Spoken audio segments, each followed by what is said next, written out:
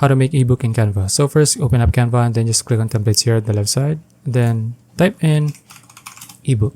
Oh wait. Okay. Now once you're here, you can either create your ebook from scratch. Just click on this one, or you can just select a template here that you can use. You select one that has pages. So for example, I'm going to use this one. Click on that, and then click on customize this template.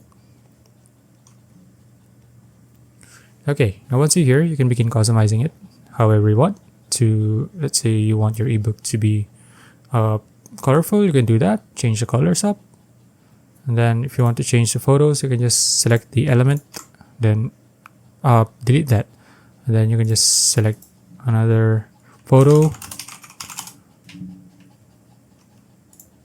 then just add it here. So let's say I'm going to add this one like so you can see. And then if you want to change the text, you can do that. If you want to add, let's say your conclusion, this one, or there's a table of contents here, let's say there's none, you can just click on add page here and then just add your table of contents here. Or if you want to duplicate a page, you can just click on duplicate page here, and there you go. Now just start editing this, customizing it the way that you want your ebook to be or to look like. So that's about it. If you found this video useful, please like and subscribe for more videos like this. See you in the next one.